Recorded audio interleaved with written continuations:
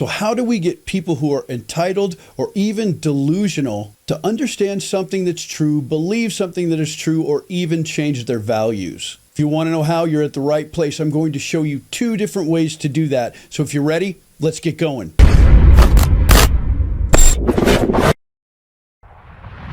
When your preferences exclude an entire group of marginalized people, that's problematic. Okay, that's not nice. That's not a preference.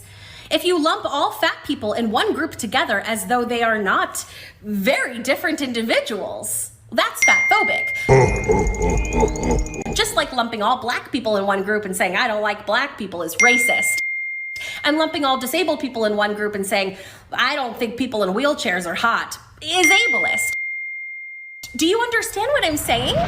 I got the original idea for this type of a video a while ago, but I saw something similar with another influencer recently. He goes by the name of Hoe Math. I love this guy. He's really good with developmental psychology and behavioral psychology and things like that. So I'm going to take about a 30-second edited clip that he used in one of his last live streams, and I'm going to kind of expound on that and show you how to actually get an answer that may help you. Here's the stream I got the idea from. So rather than telling them what they need to do, which they're never going to listen to. I don't know if you've ever tried to get anyone to listen to something they don't want to listen to. It does not happen.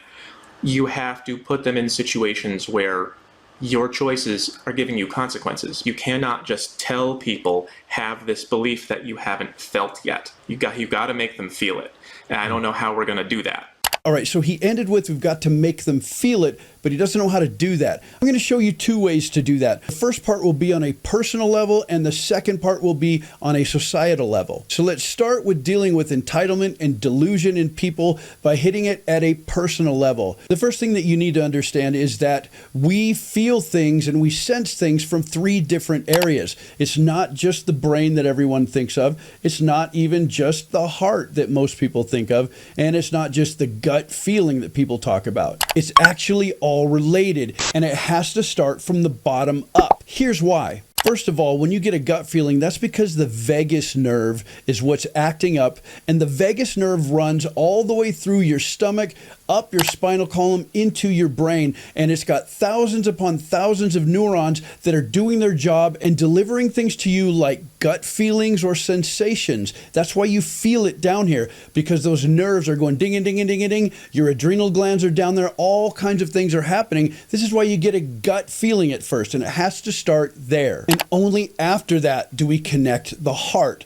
because the way that it works is after that sensation happens in your stomach, then it moves up to the chest area where we talk about the heart. And this is where it moves from feelings and sensations into emotions. And the emotions are coming from the limbic system, just inside your temples and your ears. If you go inside about an inch, this is where the mammalian part of your brain is, the emotional center. It's called the limbic system. This is where your amygdala, the hippocampus, all that good stuff lives. And this is what generates your emotions. Now, as that is talking to your heart, it's only after the gut feeling and the emotions that come out that we then finally engage the neocortex, the part where we talk about the head. And the neocortex is processing all of our executive functions. So it starts low with feelings and sensations, moves up, and that's where we get the emotions from, and that eventually moves to where we have a coherent thought process from the neocortex up in the top of our brain. So you'll never believe anything until you feel it first.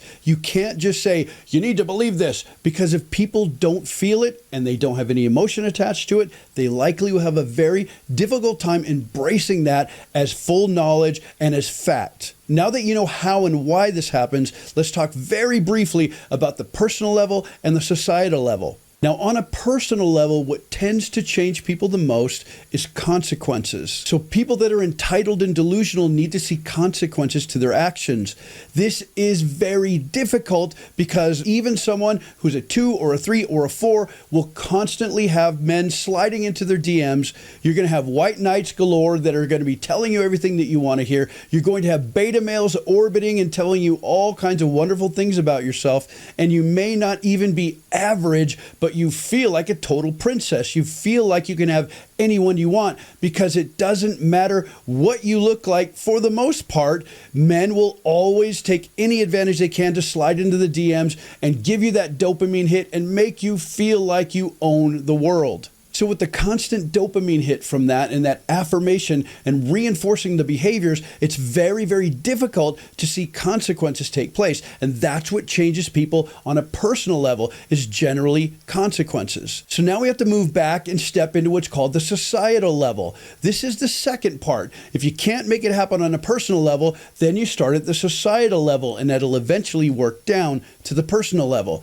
And the societal level is where other influencers or celebrities or someone that the person feels is important does something, buys something, wears something, changes something, talks about something. This influence at the societal level will then begin to change the way that the individual acts. Because most people that we're talking about are heavily, and I mean heavily, influenced by others around them that they hold in high regard. Because at the personal level, that influences the me, that's the person themselves. But at the societal level, this influences who and what they want to be. So if you can't get one, you've got to work with the other. And these are the two most successful ways to see a change in someone who is entitled or even a little bit delusional. All right, guys, do me a favor. If you're still here, click on one of these other videos. I'll be back very soon in the next one. I'll see you then.